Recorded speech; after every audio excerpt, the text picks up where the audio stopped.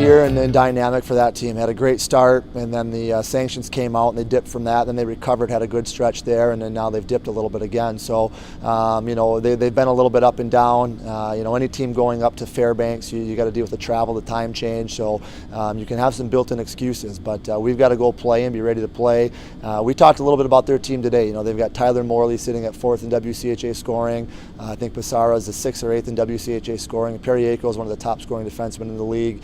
So they've got players that are elite players in our league, some of the most dangerous forwards and defensemen in the league. So guys you really have to be alert to at all times on the ice. So that'll be a big point of emphasis, knowing where Morley's at in Basara and having the matchups on the road to be able to shut those guys down, hopefully. So that'll be one of the big challenges up there. And then you got to get to the Olympic sheet. I think we've only played 2 games on the Olympic sheet this year, and it's a little bit of adjustment for what we do, the way we play in our defensive zone. It makes it a little bit more challenging there. So we spent a lot of time in practice making sure we're ready to adjust to that sheet.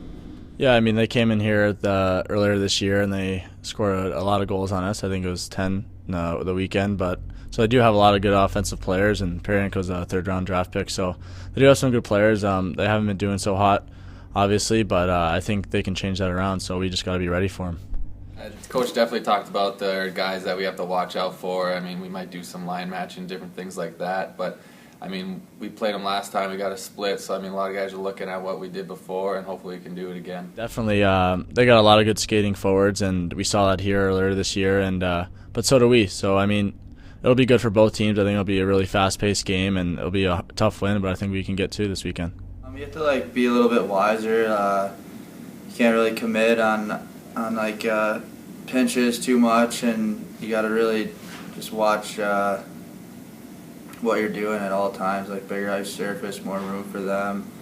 They're a pretty good skating team, so you just gotta, as a defenseman, just kind of think the game a little better than you might if it's a regular rink. I personally like it a lot. I mean, it just makes the ice a lot bigger. It makes a lot more opportunities, a lot more room to skate. So it seems like it's easier to make a play. It might take a longer time to get over to play some defense, but still, it's kind of has its positives and its negatives. I think you're always concerned how you mimic that lack of games. Most teams around the country played games this weekend, obviously, and so as a coach, you're always concerned how do you replicate that pace and that compete level in practice. So, we had a long week trying to replicate that. Also had a chance to give some guys the day off, or the team the day off, and kind of freshen up and take care of school and get ahead of their academics. So it was a healthy week that way.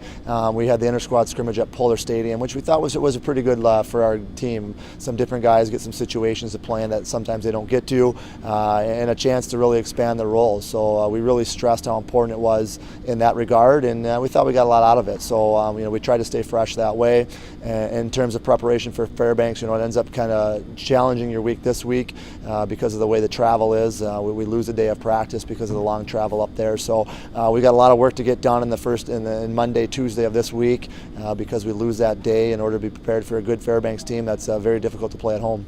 I mean, I think a lot of guys enjoy the flying aspect of it. I know I do. It's kind of fun to get out of here and go somewhere far away. But yeah, like you said, with the bye week, hopefully the guys are nice and rested to go up there and get 2 wins. A lot of times when you get out there, offensively, you can get a little maybe lulled to sleep. You don't want to attack or get to the net as much. There's so much space and room sometimes on the perimeter that you spend all night cycling on the perimeter and forget to really drive and attack the net. So that's a mindset we want to make sure we don't get into. We want to be aggressive, getting pucks and bodies to the net. With our team, that's been a recipe for success. The way we score goals is, a little bit of the greasy goals there. So we don't want to get away from doing that. And again, defensively, the way we play, it makes our guys work a little bit more in the defensive zone.